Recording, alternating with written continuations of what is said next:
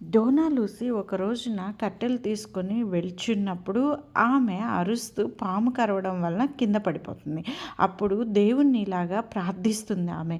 ప్రభువా, నేను ఏ పని చేస్తున్నా, ఎక్కడ ఉన్నా కానీ నాకు ఈ నిస్సహాయతనే నాకు గుర్తొస్తుంది ప్రభా. నేను ఒక నిస్సహాయురాలన, ఏ పని చేతకాని దానిన, ప్రతి పనిలో కూడా నేను వ్యతిరేకతని అనుభవిస్తున్నాను ప్రభా. ఇంకెంతకాలం ప్రభా నాకు ఈ దుఃఖ దినములు, ఇంకెంతకాలము ప్రభా నాకు ఈ శ్రమ దినాలంటూ ఆమె తన ఇంటికి వెళ్ళి తను కూర్చొని బాధపడుతూ ఉంటుంది. ఒకరోజున ఆమె ఒక స్వరం వింటుంది.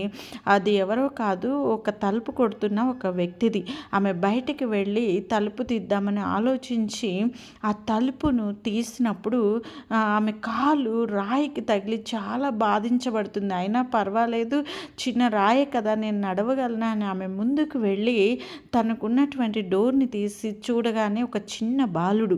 ఆ బాలుడిని చూసి, ఏంటి బాబు నువ్వు మా ఇంటికి వచ్చావు అని అడిగినప్పుడు, ఆ బాబు నీకు నేను ఏదైనా సహాయం చేయగలనా అని అంటాడు. నాకు నువ్వు ఏ సహాయం చేయగలవు బాబు? నా కొరకు నువ్వు ప్రార్థిస్తావా? నా కష్టములు పోయే విధముగా దేవుణ్ణి మనవి చేస్తావా? నాకెందుకు ఈ వ్యతిరేకత కలుగుతుందో దేవుణ్ణి అడుగుతావన్నప్పుడు ఆ బాబు తన ప్రయాణమై తిరిగి వెళ్తూ ఉండగా దేవుడు అతనికి ప్రత్యక్షమైనప్పుడు దేవుణ్ణి అడుగుతాడు, ప్రభా ఆ ముసలావినికి ఇంకెంతకాలము ఈ కష్టాలు ప్రభా అని అడిగినప్పుడు ప్రభు అంటాడు కదా, తను బ్రతికి ఉన్నంత కాలం కూడా తనకి ఈ యొక్క పరిస్థితి ఎదురొస్తూనే ఉంటాడు. ఆ బాబు చాలా ఆశ్చర్యానికి గురవుతాడు. మరి ఆమె కష్ట సమయాన్ని పోగొట్టుకోవడానికి ఆమె ఏం చేయాలి ప్రభా అంటే, మరి ఏమీ లేదు.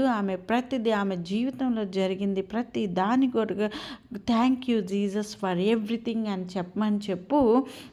తన జీవితంలో జరిగే మిరాకిల్ని తను అనుభవిస్తుందని ప్రభు ఆ చిన్న బాలుడికి చెప్పినప్పుడు ఆ చిన్న బాలుడు వచ్చి ఆమెకి వివరించి చెప్పి వెళ్ళిపోతాడు.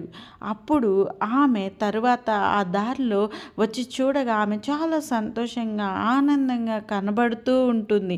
ఆ బాబు చప్పట్లు కొడుతూ ఉంటాడు. ఎందుకని నీ యొక్క పరిస్థితి మారిపోయింది, ఎందుకని నీ యొక్క స్థితిగతి ఇలాగా ఆనందంగా మారిపోయింది అని ప్రభువుని అడిగినప్పుడు అప్పుడు ప్రభు ఆ చిన్న బాలతో చెప్పాడు కదా, ప్రతి దానికి కూడా ప్రతి విషయంలో కూడా నిరాశ పడకుండా థ్యాంక్ యూ జీసస్ నాకు కలిగించిన ప్రతి ఒక్క విషయంలో అని ఆమె చెప్పింది కాబట్టి ఆమె యొక్క ప్రతి పరిస్థితిని నేను మార్చివేశాను అని ప్రభు ఆ చిన్న బాలుడికి సమాధానం ఇవ్వటం మనం చూసాం. మనం కూడా మన ప్రతి ఒక్క స్థితిలో మనం బాధపడకూడదు, వేదన చెందకూడదు, థ్యాంక్ యూ చెప్పే విధంగా ఉండాలి. ఆమెన్. హల్లెలూయా.